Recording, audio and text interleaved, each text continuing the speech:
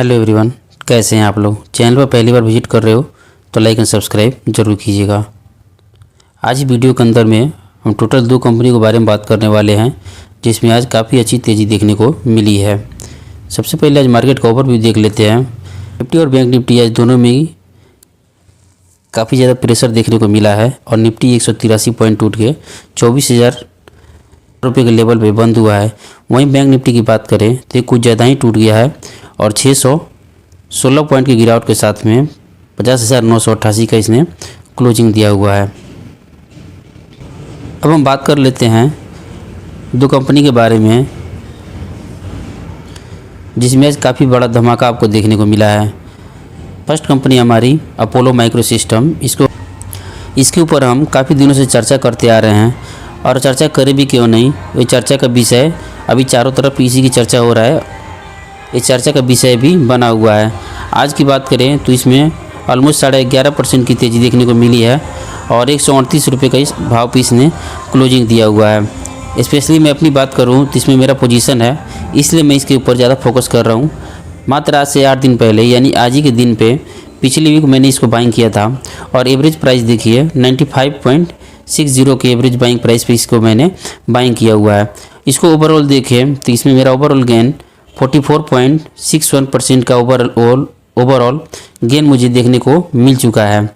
क्या मैं यहाँ पे कुछ करने वाला हूँ बाइंग सेलिंग? यहाँ पे मैं कुछ भी नहीं करने वाला जब तक मेरा टारगेट यानी कि 100% का जो हमारा टारगेट होता है वो रीच नहीं हो जाता है। जो हमारा काम होता है किसी छोटी कंपनी में स्मॉल कैप या मिड कैप हो तो काफ़ी शानदार है, माइक्रो कैप भी होता है तो उसमें हम आराम से बाइंग करते हैं, लेकिन उसमें कुछ कंडीशन होने चाहिए। किसी भी कंपनी को बाइंग करने से पहले हमारे लिए 3-4 पॉइंट बहुत ही ज़्यादा अहम हो जाता है, जिसमें कि हम सबसे पहले फंडामेंटल बात करते हैं कंपनी का। अगर फंडामेंटल देखें तो फंडामेंटल में सबसे पहली बात छोटी कंपनी होनी चाहिए, माइक्रो कैप, मिड कैप या फिर स्मॉल कैप, इन तीनों में से कोई भी कंपनी होनी चाहिए। सेकंड चीज़ है फंडामेंटल में ही आपका कंपनी का अर्निंग ग्रोथ। मेन चीज़ आपको यही होता है किसी भी कंपनी के अंदर में। कंपनी अगर पैसा कमाएगी तभी जाके अपने इन्वेस्टर्स को पैसा बना के देगी, तो हमारे लिए बहुत ही ज़्यादा इंपॉर्टेंट हो जाता है। कंपनी का अर्निंग अगर अच्छा आ रहा है तब तो हमारे लिए बेहतर है, साथ ही साथ उसमें अगर किसी बड़े प्लेयर्स ने बाइंग किया हुआ है तो हमारे लिए और भी ज़्यादा बेहतर हो जाता है। और नेक्स्ट बात करें, सेकेंड पॉइंट होता है हमारे लिए टेक्निकल बहुत ज़्यादा मायने रखता है। टेक्निकल में बात करें जब हम चार्ट वगैरह देखते हैं तो चार्ट के अंदर में हमारे लिए वॉल्यूम बहुत ही पॉइंट हो जाता है, जिसके आधार पे मैं स्पेशली बाइंग या सेलिंग करता हूं। तो हमारे लिए वॉल्यूम बहुत ही बड़ा एक मणि की तरह काम करता है, जिसके वजह से ही मैं जितनी बार भी अगर सही हुआ हूं तो सिर्फ वॉल्यूम की वजह से, और गलत भी हुआ हूं तो वॉल्यूम ना होने की वजह से। तो मैंने अपना मिस्टेक भी सुधारने की कोशिश किया है और आगे भी इसको सुधार करते रहूँगा। जब आप हमारे साथ जुड़े रहोगे तो धीरे धीरे इन सब बातों को आप सीखने की कोशिश ज़रूर करोगे। तो वॉल्यूम मैं देखता हूँ, साथ ही साथ स्टॉक का प्राइस देखता हूँ किस पॉइंट पे वो ट्रेड कर रहा है। तो मेरे लिए प्राइस और वॉल्यूम दोनों ही बहुत ज़्यादा मायने रखता है। तो आज की बात करें तो अपोलो माइक्रो सिस्टम में इसमें बहुत ही बड़ा आपको हैवी वॉल्यूम देखने को मिला है। अब मैं इस वॉल्यूम के ऊपर बार बार बात क्यों कर रहा हूँ तो मैं आपको एग्जाम्पल के तौर पर समझाना चाहूँगा। वॉल्यूम मान लीजिए कि जो आपका ट्रेन हो गया, ट्रेन मान लीजिए किसी स्टॉक का प्राइस हो गया, और जैसे ट्रेन के अंदर में एक ड्राइवर होता है जो कि पूरे ट्रेन को चलाने की कोशिश करता है, वैसे ही स्टॉक के प्राइस में जो आपका वॉल्यूम होता है वो ड्राइवर के तौर पे काम करता है। अगर वॉल्यूम हमारे लिए एक इंडिकेटर के तौर पे काम करता है, जैसे कि हम देखते हैं कि चलो भाई बस खड़ी है, हमें कहीं ट्रैवल करना है, हम बस के नीचे उतर के घूमते हैं, जब देखते हैं ड्राइवर साहब बस में सवार हो गए तो हमारा काम क्या होता है कि हम भी दौड़ के अपनी सीट को पकड़ लेते हैं कि हाँ बस अब यहाँ से खुलने वाली है। इसीलिए मैं इसको वॉल्यूम को भी इसी तौर पर देखता हूँ। यहाँ पे अपोलो माइक्रो सिस्टम का मैंने चार्ट ओपन किया हुआ है, इसको थोड़ा ध्यान से देखिएगा। मान लीजिए कि ये आपका चार्ट क्या हो गया, बस हो गया, बस स्टेशन पे खड़ी है, लेकिन इसको चलाने वाला कौन है, वॉल्यूम है। यहाँ पे अगर वॉल्यूम आएगा तभी तो ये चलेगा, अगर जब वॉल्यूम ही नहीं आएगा, वॉल्यूम क्या है, ड्राइवर के तौर पर काम करता है। यहाँ पर एक चीज़ यहाँ पर नोटिस कीजिए, नवंबर मंथ्स में कितना बड़ा आपको ह्यूज वॉल्यूम देखने को मिल रहा है, लेकिन उसके बाद से इसके सामने देखिए तो वॉल्यूम यहाँ पे ड्राई जैसा आपको देखने को मिल रहा है। जब ये वाला वॉल्यूम आया था, जब यहाँ पे कहीं ट्रेड कर रहा था, तब मुझे तब मैं एक्टिव हो गया था इस स्टॉक को लेके, और तब से मैं इसके ऊपर फोकस बना के रखा हुआ था। लेकिन देखिए चूँकि यहाँ पे 100 के प्राइस के लेवल पे बार बार टच कर रहा था, तो मुझे मेरे मन में कहीं ना कहीं इस बात की डर था कि हो सकता है कि इसको ये ब्रेकडाउन दिखा सकते हैं, कि बड़े प्लेयर्स यही तो काम करते हैं।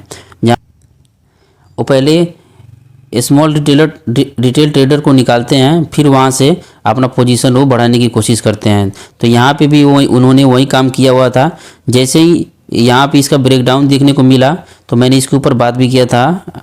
आप चाहो तो वीडियो को देख सकते हो, इसके ऊपर मैंने डिटेल में बात किया हुआ था और आपसे सजेस्ट भी किया था कि आप चाहो तो इसको बाइंग कर सकते हो। मैंने बाइंग किया हुआ है। तो उसके बाद देखिए आज फिर से इसमें बहुत बड़ा वॉल्यूम देखने को मिला है। और वॉल्यूम कैसा है, पिछले साल जो आपका नवंबर मंथ्स में जो ह्यूज वॉल्यूम आया हुआ था, उसके बाद ये फर्स्ट टाइम है कि इतना बड़ा वॉल्यूम आपको देखने को मिल रहा है। तो वॉल्यूम क्या है, ड्राइवर है। अब ये वॉल्यूम आ गया तब ये क्या करेगा, इसको रन कराएगा आगे की तरफ में। तो इसीलिए जो खासकर स्मॉल कंपनीज होती हैं उसमें वॉल्यूम बहुत ज़्यादा मायने रखता है।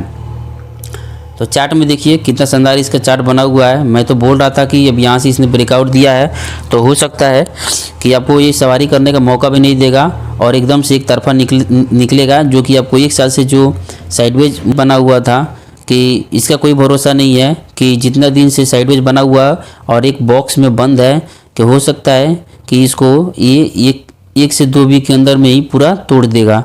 तो वैसे ही आपको ये देखने को मिल रहा है। आप चाहो तो मेरे वीडियो को जाके क्लियरली देख सकते हो। चलिए अब नेक्स्ट कंपनी के बारे में बात करते हैं। ये भी कंपनी स्टॉक हमारे पोर्टफोलियो का हिस्सा है और इसके ऊपर भी हमने बात किया हुआ है, लॉट्स इंजीनियरिंग के ऊपर। आप चाहो तो इसके ऊपर भी मैंने वीडियो बनाया है, आप वीडियो सेक्शन में जाके इसको सर्च करोगे तो आराम से आपको देखने को मिल जाएगा। 2 से 3 महीने पहले मैंने इसको बाइंग किया हुआ था। इसका बाइंग प्राइस वगैरह भी मैं आपको क्लियरली शो करने वाला हूँ। आज की बात करूँ तो इसमें देखिए ऑलमोस्ट 11% के से ज़्यादा की इसमें तेज़ी देखने को मिली है और 85.29 का भाव इस पर क्लोजिंग देखने को मिला है। चार्ट की बात करें तो चार्ट में देखिए आपको जब यहाँ पे कोई ये ट्रेड कर रहा था तो मैंने इसके ऊपर वीडियो बनाया था, लेकिन 2 से 3 महीने हो गए, अभी भी साइडवेज बना हुआ था।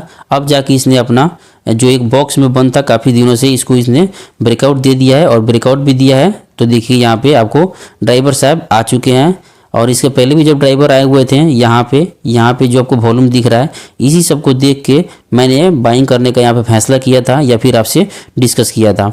जो इसके पहले वॉल्यूम आपको देखने को मिल रहा है, इसी एरिया में आपको वॉल्यूम देखने को मिल रहा है। यही कारण था कि जब मैंने यहाँ पे वॉल्यूम देखा था तो मैं इसके ऊपर अपना नज़र बनाए हुए था और फिर मैंने इसमें अपना बाइंग भी किया हुआ था। अब बाइंग प्राइस वगैरह कुछ देख लीजिए आप, यहाँ पे आपको क्लियरली दिख रहा होगा।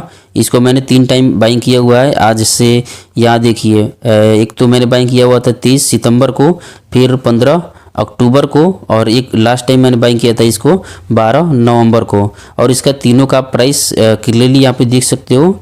एक तो भाव था 77.25 का, फिर एक था 79.91 का और तीसरी बार जब बाइंग किया था तो 74.74 का इसमें मेरा बाइंग प्राइस है।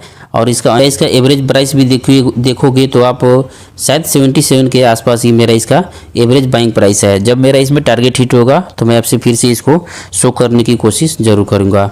चलिए आज के लिए इतना ही रहने देते हैं दोस्तों, मिलते हैं आपसे नेक्स्ट वीडियो में, तब तक के लिए धन्यवाद।